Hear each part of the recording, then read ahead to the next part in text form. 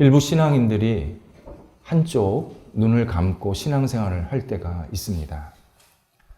한쪽 눈을 감는다.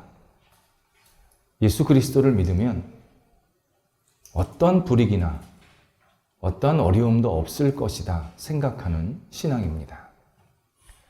이런 신앙은 성경 말씀을 있는 그대로 다 받아들이지 않은 신앙이고 결국 예수 그리스도를 떠나는 신앙의 자리를 이탈하는 결정적인 요인이 되는 신앙입니다.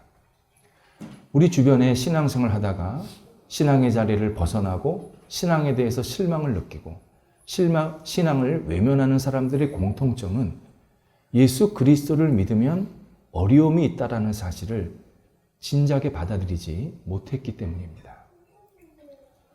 당연히 예수 그리스도를 믿으면 세상에서 알 수 없는, 계상할 수 없는 엄청난 은총을 받습니다. 구원받습니다. 마음의 평안을 얻습니다.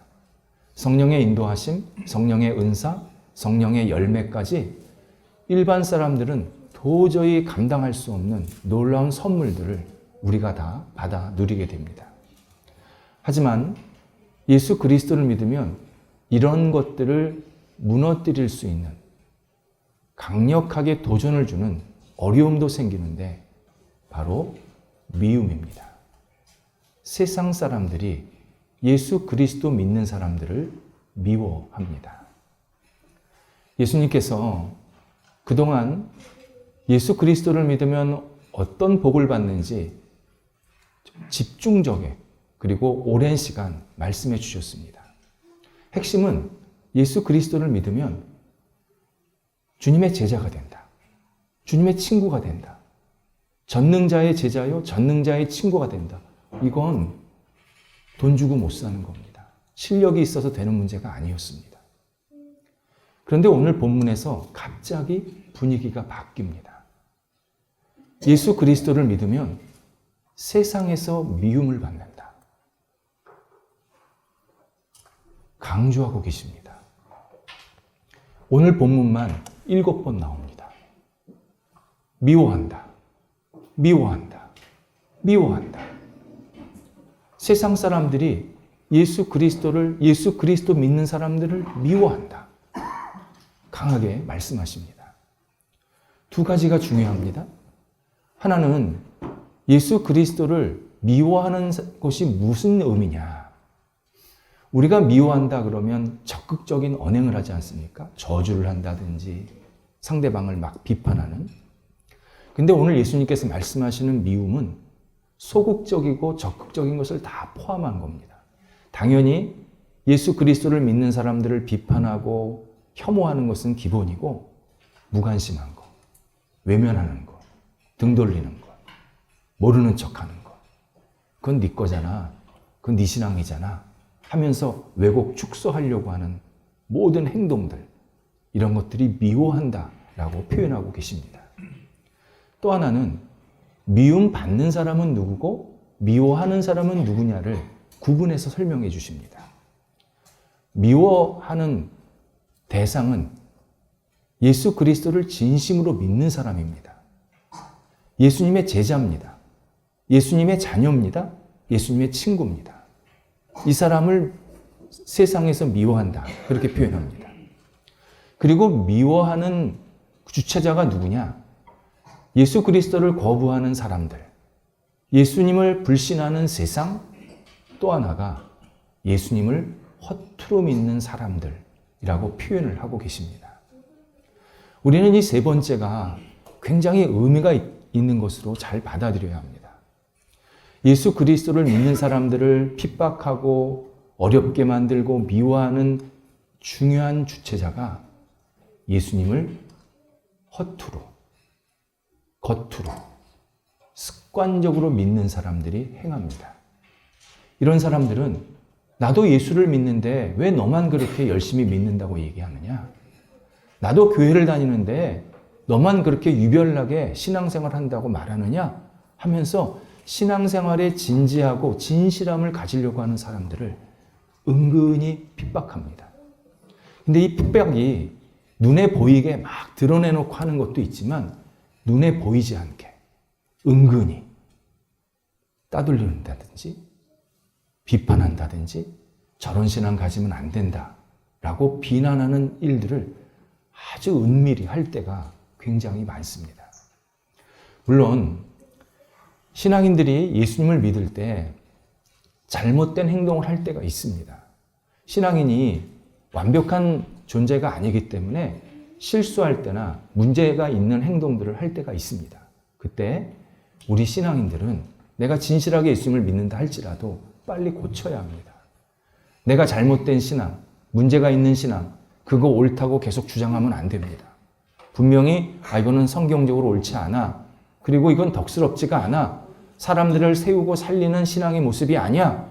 이게 분명하다 그러면 빨리 그 신앙을 접어야 합니다. 그게 아무리 자기가 옳다고 얘기해도 그건 자기 고집이고 주장입니다. 신앙은 다른 사람들도 같이 살리고 다른 사람과 함께 손을 잡고 더 큰 목적을 향해서 가는 아주 중요한 덕목이 들어 있습니다. 그래서 우리가 신앙적으로 잘못된 행동을 했을 때는 과감히 내려놓을 필요가 있습니다. 그런데 신앙인이 핍박받고 오해받고 미움받는 이유는 신앙생활 잘못해서가 아니라 예수님 때문이라고 오늘 본문에서 우리에게 알려주십니다. 20절에서 세상이 나를, 예수 그리스도를 핍박한다. 우리가 핍박받는, 오해받는, 미움받는 이유가 예수 그리스도를 잘 믿기 때문에 어려움을 당할 때가 많다는 겁니다. 예수님을 미워한다는 겁니다. 예수님은 진리시고 구원의 근원이십니다. 일반적인 사람들은 진리 반대편에 있고 구원 반대편에 있습니다. 그러다 보니까 진리이신 예수 그리스도를 보면서 가만히 있지를 못하는 겁니다. 예수님을 비난하고 예수님을 굉장히 별거 아닌 존재처럼 그렇게 자꾸 왜곡을 시키면서 예수 믿지 않아도 돼. 예수 믿는 것 별거 아니야. 라는 식으로 은근한 미움과 비판을 계속 행하는 모습을 보게 됩니다. 바로 예수님께서 너희가 고난을 받는 것은 나를 믿기 때문에, 나 때문에 고난받는 것이니 거기에 너무 주눅들지 마라. 두려워하지 말라. 피하지 말라. 너희가 피한다고, 주눅든다고 본질이 변하는 거 아니다. 나는 계속 미움을 받을 수밖에 없다. 세상의 진리를 말하기 때문에 이 진리를 거부하는 사람들의 모습이 나를 계속 외면하고 미워하고 핍박하는 모습으로 나타나는 것이다. 분명하게 우리에게 이 현실, 진실을 알려주고 계십니다. 그러면서 오늘 본문에서 예수님께서 몇 가지로 우리가 어떻게 고난을 받는지, 예수 그리스도가 어떻게 미움을 받는지 아주 자세하게 설명을 해 주십니다. 예수님께서 이렇게 자세하게 미움의 이유, 예수님께서 핍박받는 이유를 설명하신 것은 신약 성경에서, 아니 성경 전체에서 유일합니다. 오늘 본문이. 굉장히 세세하게 구분해서 설명을 해 주십니다. 예수님께서 이렇게 하시는 이유는 우리가 준비하라는 겁니다. 영적으로 쉽게 휘둘리지 말라는 겁니다. 우리가 어떤 어려움을 당할 때 그거에 대해서 피하려고 도망가지 말라는 겁니다. 오히려 내가 이런 이유 때문에 고난을 받고 미움을 받을 수 있겠구나. 영적으로 딱 담대하게 준비하면서 이겨내라. 미리 우리의 영성을 새롭게 하시기 위해서 말씀하시는 내용입니다. 먼저 19절에서 세상에 속하지 않았다고 세상이 예수를 미워한다. 그렇게 표현하십니다. 세상이 속하지 않았다. 지금까지요, 어느 시대에 어느 사회나 예수님을 믿는 사람보다 믿지 않는 사람이 훨씬 많았습니다. 이게 굉장히 중요합니다. 1세기, 그러니까 예수님이 세상을 떠나신 다음에 그렇게 막 성령이 불일 듯 일어나고 수많은 사람들이 예수님을 믿고 성경에 보면 3,000명, 하루에 3,000명씩 세례를 받았대요. 엄청난 거 아닙니까? 그런 엄청난 역사가 있었음에도 불구하고 그때 예수를 믿는 사람보다 믿지 않는 사람들이 훨씬 많았습니다. 그때만 그런 게 아니라 지금까지 어느 시대, 어느 사회나 예수를 믿지 않는 사람들이 훨씬 다수입니다. 대세입니다. 그러면서 뭐라고 말하냐면 왜 예수 믿는 사람은 우리랑 같지 않냐? 왜 너는 너희만 잘났다고, 너희만 구원받았다고 그렇게 말하느냐? 하면서 계속 은근히 핍박을 한다는 겁니다. 이건 역사 속에서 계속 반복해서 일어났습니다. 세상이 예수 그리스도를 믿지 않는 사람들이 예수님을 믿는 사람들을 핍박하는 게 굉장히 단순하고 과격합니다. 대의명분이 있어서가 아닙니다. 싫은 겁니다, 그냥. 그냥 싫은 겁니다. 너는 뭔데 구원받았다 그래? 나는 그런 거 신경도 안 쓰는데. 일례로 우산을 제일 먼저 만든 사람이 영국 런던의 조너스 한웨이라는 사람이었습니다. 이 사람이 아주 신실한 크리스찬이었습니다. 신앙인이었습니다. 런던 날씨 늘 비가 많이 내리고 습합니다. 이 사람은 워낙 어릴 때부터 런던에서 자랐기 때문에 그런 거에 대해서는 별로 신경을 안 썼는데 딱 하루 주일에 그렇게 신경이 쓰이더랍니다. 자기는 말끔한 복장으로 교회 가서 예배를 드리고 싶은데 그래서 늘 깨끗한 옷을 입고 예배당에 가면 도착하면 늘 축축하게 젖어 있는 겁니다. 그러니까 마음이 이렇게 상쾌하지가 않은 겁니다. 야, 내가 어떻게 하면 이 예배당에 좀 말끔한 모습으로 올 수 있을까 생각하다가 나무에다가 내 옷감을 좀 걸치고 다니면 어떨까. 그래서 집에서 아주 정교하게 짜가지고 우산이라는 걸 만들어가지고 나온 겁니다. 대성공. 진짜 그러고 교회 왔더니 옷이 많이 안 젖은 겁니다. 그래서 그거를 들고 다녔죠. 문제는 런던 시민들의 반응입니다. 시민들이 이 사람한테 손가락질을 하는 겁니다. 너는 뭔데 혼자 비 안 맞겠다고 그런 거 쓰고 다니냐? 그러면서 그 우산 위에다가 쓰고 다니는 그 사람에다가 돌을 던지고 오물을 던졌답니다. 여러분, 내가 교회 가겠다고 우산 썼는데 그게 돌 맞을 일입니까? 그게 오물 맞을 일입니까? 그래서요, 교회 역사가들은 바로 이때부터 영국이 영적으로 무너지기 시작했다가 분석한 겁니다. 신앙생활 잘하겠다고 물건 하나 만들어 가지고 나갔는데 이걸 사람들이 비판하는데 이게 사실은 물건 비판하는 게 아니라 하나님 믿는 그 사람을 비판했다는 겁니다. 그때부터 영국은 지금 신앙이 헤어나오질 못하고 있습니다. 그뿐이 아닙니다. 소크라테스가 왜 죽었는지 아십니까? 소크라테스가 굉장히 영적인 사람입니다. 그가 예수님을 믿지는 않았지만 예수님 이전 사람이니까. 근데 하나님을 아리스토텔레스랑 다르게 하나님의 존재를 인정한 사람입니다. 그때 당시 사람들이 쾌락에 빠져서 자기 인생 즐기기 분주했습니다. 그때 소크라테스가 여러분, 우리 이렇게 살면 안 됩니다. 내가 누구인지 스스로 좀 질문 좀 해보세요. 내가 이러고 살다가 죽으면 끝일까? 한번 생각 좀 해보세요. 그런 질문을 계속 던진 겁니다. 사람들이 소크라테스를 미워합니다. 그리고 당국에 뭐라고 얘기하냐면 저 사람이 이상한 거 가르친다. 젊은 사람들을 막 호도하고 있다. 고발을 했어요. 당국이 그래서 소크라테스에게 독배를 마시고 죽게 만든 겁니다. 이유 무진장 단순했습니다. 사람들과 다르게 생각했다고. 영적으로도 마찬가지입니다. 내가 예수 그리스도를 믿고 구원을 받았다 그러면 주변에서 그 구원받은 사람에 대해서 은근히 따돌립니다. 비판합니다. 여러분 어떤 일이 있는지 아십니까? 제가 목사라 그러잖아요. 아, 제가 목회자입니다. 그러면 뭐라 그러는지 아세요? 옆 사람이? 저 좀 전도해 보세요. 저 좀 구원해 보세요.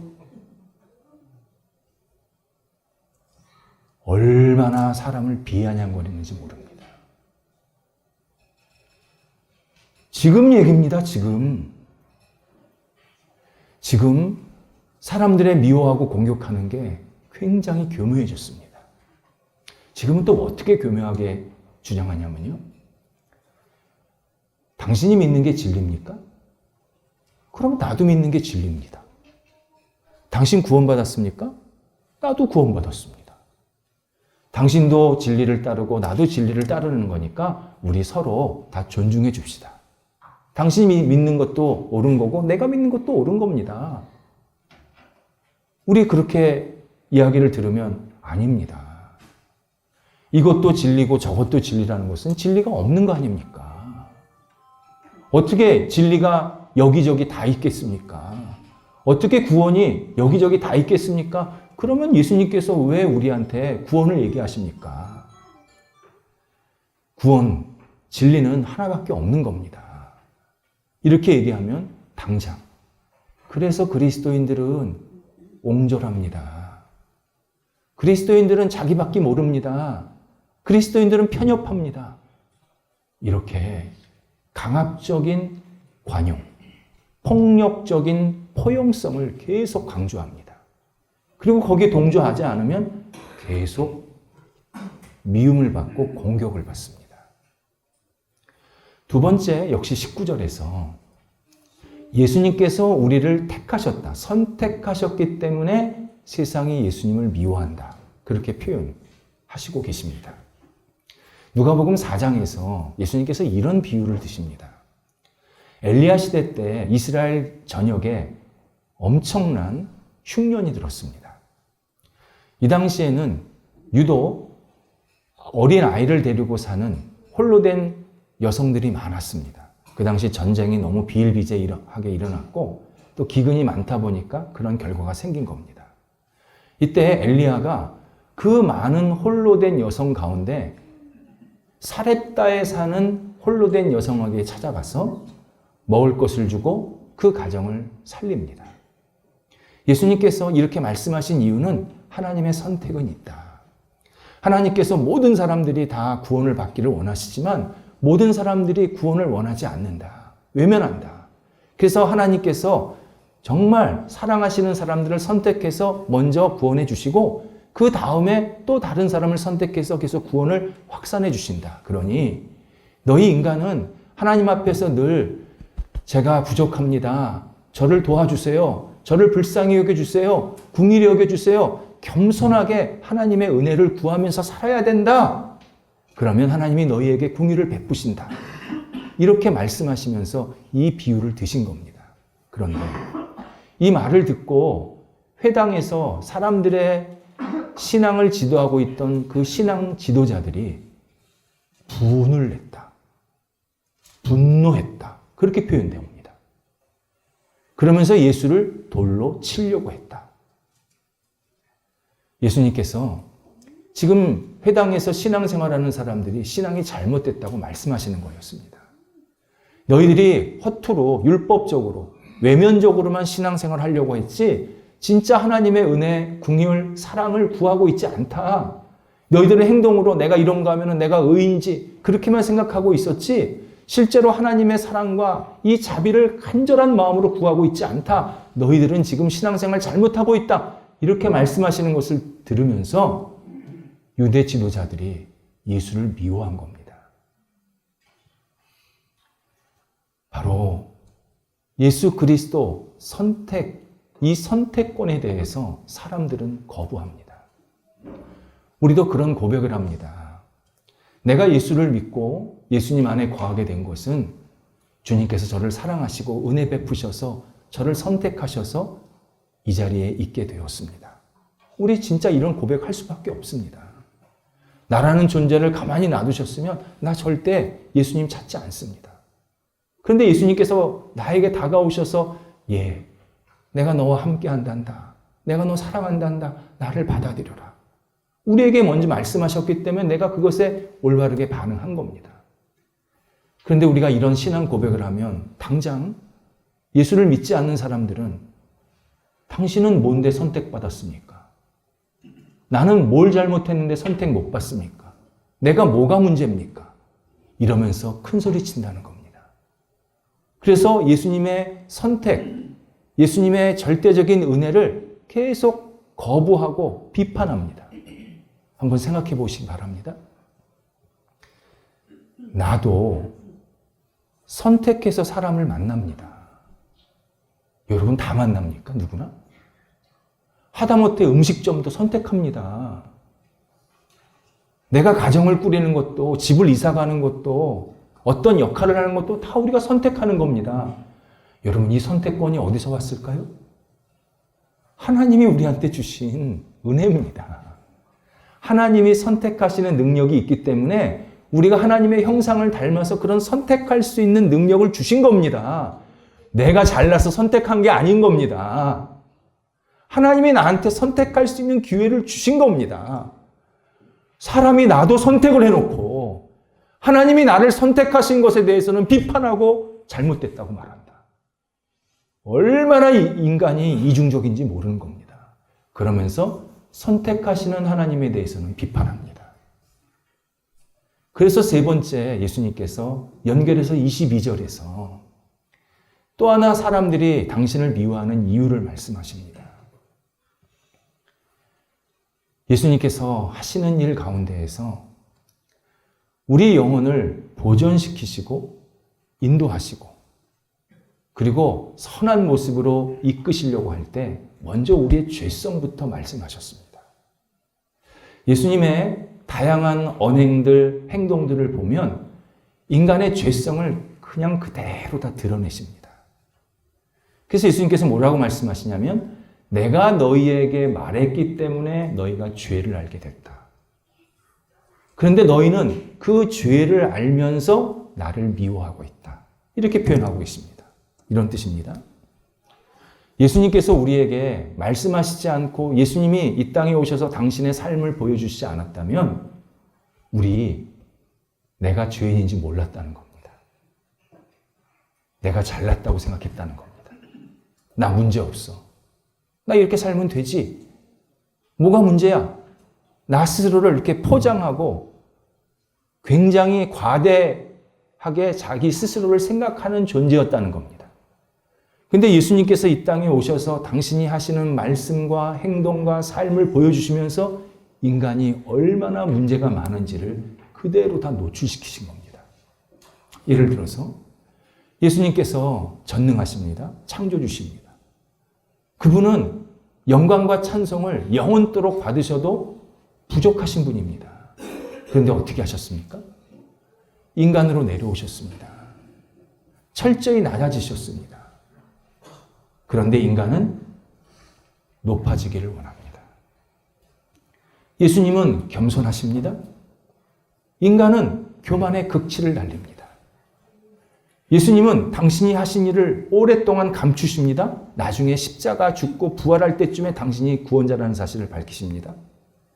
인간은 요만큼만 잘해도 자랑하기 바쁩니다. 예수님은 온유하십니다. 인간은 과격합니다. 하나서부터 10까지 예수 그리스도와 인간 간의 이 관계가 정반대에 있습니다. 그러면 둘 중 하나는 문제가 있는 거 아닙니까? 예수님이 문제가 있던지 인간이 문제가 있던지 문제가 있는 거 아닙니까? 정반대로 행동하니까. 근데 예수 그리스도가 전능자시고 주권자시고 창조주신데 낮아지셨는데 인간은 피조물이면서 그렇게 잘난 체합니다. 그렇게 자기를 높이려고 합니다. 교만합니다. 자랑합니다. 사람들을 위해서 군림하려고 합니다. 예수님께서 당신의 삶을 통해서 인간의 이런 잘못된 모습을 그대로 다 보여주신 겁니다. 근데 인간은 스스로 돌이키는 게 아니라 당신이 뭔데 나한테 죄인이라고 말합니까? 왜 나한테 죄가 있다고 자꾸 내 마음을 아프게 합니까? 이러면서 예수를 미워한다. 우리에게 말씀하고 계십니다. 아프리카 초기 선교 시대 때 있었던 일입니다. 한 선교사가 그때 당시에는 아프리카 사람들이 막 식인도 하고 미개하게 살았을 때인데 한 부족을 복음화시키려고, 이 식인 부족이었는데요. 복음화시키려고 정말 목숨 걸고 거길 들어간 겁니다. 들어갈 때 본국에서 조그만 거울을 가지고 들어갔습니다. 그래서 매일 아침 그 거울을 그 벽에다, 자기 집 벽에다 걸어놓고 오늘 내가 죽더라도 담대하게 예수님을 전하자. 이렇게 거울을 보면서 스스로 다짐을 한 겁니다. 근데 그 부족의 족장의 부인이 참 욕심꾸러기였습니다. 어느 날 선교사 집에 찾아온 겁니다. 그리고 뭐가 있나 이렇게 둘러보는 겁니다. 근데 거울이 걸려 있습니다. 그 마을에는 거울이 없었답니다. 선교사한테 이제 내가 이 거울 좀 봐도 되냐? 그 선교사가 보시라고. 거울을 비쳤는데 거기에 아주 고집이 덕지덕지 붙어 있고 교만하고 사나운 한 사람의 그림이 그려져 있는 겁니다. 부인이 기분이 확 나빴습니다. 선교사한테 이 물건 저한테 주세요. 선교사가 아닙니다. 그건 드릴 수가 없습니다. 이 부인이 제가 마을 사람들을 데리고 와서 이거 뺏을 겁니다. 겁을 준 겁니다. 선교사가 그러면 가져가시죠. 좋습니다. 그때 이 부인이 거울을 집어들고 바닥에 던져버립니다. 산산조각이 났습니다. 그리고 이렇게 얘기했답니다. 이런 물건은 우리 마을에 필요 없습니다. 사람들이 이렇게 행동합니다. 예수 그리스도가 오셔서 우리의 죄성을 밝히는데 사람들은 예수를 지워버리려고 합니다. 예수를 외면하려고 합니다. 예수에게 등 돌리려고 합니다. 그러면 자기가 문제가 없다고 생각합니다. 당신이 뭔데 나한테 죄인이라고 합니까? 내가 뭘 그렇게 잘못했습니까? 그러면서 예수를 막 공격하면서 예수 필요 없다라고 말합니다. 지금 우리 시대에 일어나고 있는 일입니다. 네 번째 24절에서 세상이 할 수 없는 일을 예수님이 하셨기 때문에 세상이 예수님을 미워한다. 그렇게 표현하십니다. 세상이 할 수 없는 일, 못한 일, 구원입니다. 예수님께서 세상에서는 구원을 얻을 수가 없는데 당신이 구원을 위한 일을 다 이루셨기 때문에 사람들이 미워한다는 겁니다. 우리 주변에 그런 일들이 있지 않습니까? 구원 없습니다. 천국 없습니다. 이 세상에서 잘 먹고 잘 살면 그게 구원이지. 죽었는데 무슨 영생이 있고 천국을 간다고 말합니까? 그거 다 사기입니다. 구원 없습니다. 지금도 많은 사람들이 이렇게 주장을 합니다. 근데 예수님께서 구원은 있단다. 중요한 한 가지 사건을 통해서 완전히 우리한테 알려주셨습니다. 그 사건이 십자가입니다. 예수님께서 전능자시고 주권자신데 왜 십자가에 죽으셔야 했겠습니까? 왜 십자가를 지면서 저들의 죄를 용서해달라고 말씀하셨겠습니까? 영생은 있습니다. 부활 있습니다. 천국 있습니다. 심판 있습니다. 상급 있습니다. 십자가와 이 부활 사건 하나를 가지고 예수님께서 다 있다. 나를 믿는 자는 구원과 영원한 하나님 나라에 들어갈 것이고 나를 거부하는 자는 결국 심판과 영원한 형벌에 들어가게 될 것이다. 이 십자가의 사건을 통해서 우리에게 분명히 알려주셨습니다. 그렇다면 우리가 예수님이 알려주신 이 세상의 미움, 세상의 핍박에 대해서 어떻게 반응할까? 어떻게 대처해야 될까가 관건입니다. 하나를 기억하셔야 합니다. 내가 세상의 눈치 보고 세상 사람들의 말에 휘둘리고 세상의 평가에 대해서 막 예민하게 반응해서 나에게 구원이 온다면 그렇게 하셔야 합니다. 그렇게 하셔야 합니다. 세상 말 듣고 그래 이렇게 살아야지. 저 사람이 말하면 이렇게 살아야지. 흔히 대사에 따라야 합니다. 대세에. 그런데 예수 그리스도가 나에게 구원을 주신다. 예수 그리스도가 나에게 상급과 심판을 주시는 유일한 주권자다. 이 사실이 확실하다면, 내가 그것을 믿는다면 예수님이 내 모든 언행의 준거가 되어야 합니다. 세상이 나 구원하지 못합니다. 엄밀히 말해서 세상은 나를 이용합니다.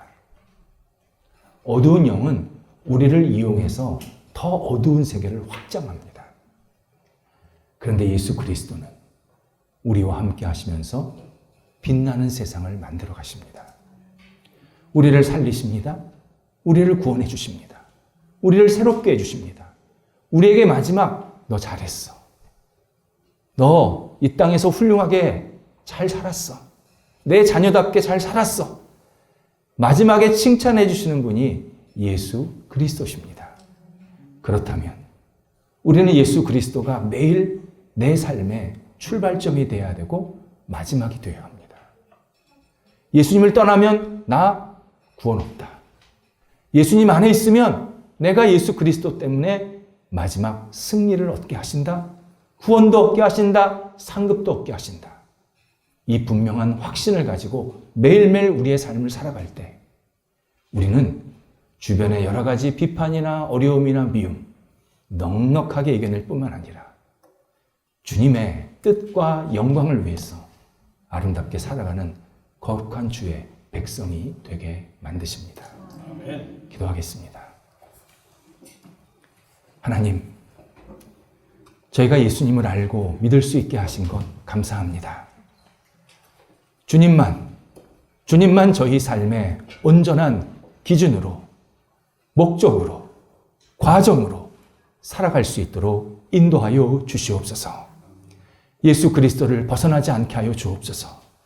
예수 그리스도 때문에 받는 많은 어려움과 미움과 핍박과 고난, 주님 앞에 모든 것을 내어 맡기며 넉넉하게 이겨낼 수 있도록 성령께서 역사하여 주시옵소서.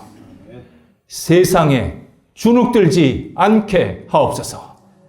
이번 한 주간도 하나님이 기뻐하시는 모습대로 주님의 백성이 되어 힘차게 주님과 동행하는 하나님의 사람들이 될 수 있도록 저희들을 붙잡아 주시옵소서.